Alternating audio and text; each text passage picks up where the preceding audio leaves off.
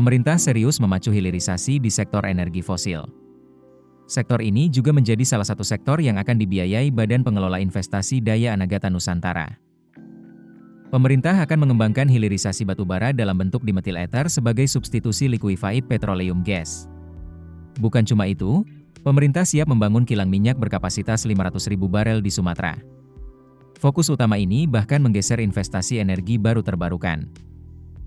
Direktur Jenderal Energi Baru Terbarukan dan Konservasi Energi Kementerian Energi dan Sumber Daya Minera, Enia Listiani Dewi menyebutkan, proyek EBT masih menunggu antrean, sehingga masuk dalam gelombang kedua.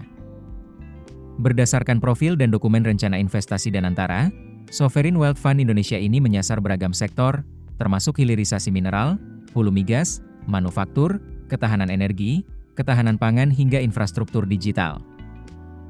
Direktur Eksekutif Center of Economic and Law Studies Bima Yudhistira menyatakan, jika Danantara fokus pada pembiayaan fosil, maka terdapat beberapa risiko yang akan dihadapi Indonesia. Pertama, sektor fosil yang dibiayai tidak ekonomis. Contohnya gasifikasi batubara sudah banyak ditinggal oleh investor Amerika dan Cina karena investasi mahal.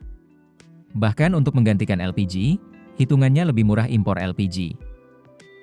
Kedua, hilirisasi sektor fosil membutuhkan subsidi besar-besaran.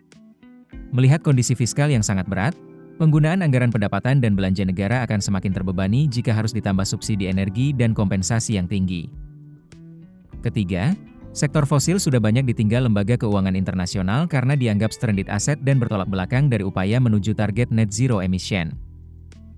Direktur Eksekutif Institute for Essential Services Reform, Feby Tumiwa melihat, transisi energi hingga kepastian perkembangan proyek energi baru terbarukan dalam negeri justru harus mendapat dukungan dari Danantara. Sesuai target Indonesia mencapai NZE di tahun 2060, maka dibutuhkan pendanaan di sektor EBT sebesar 30 miliar US dollar hingga 40 miliar US dollar per tahun. Jika Danantara bisa mengambil porsi 30% saja, maka setiap tahun harus ada alokasi 10 miliar US dollar. Sisanya bisa dimobilisasi dari pendanaan swasta. Feby bilang, jika Danantara bisa mengambil kapasitas lebih tinggi atau sekitar 20 miliar US dollar, maka alokasi untuk portofolio EBT Indonesia sudah separuhnya.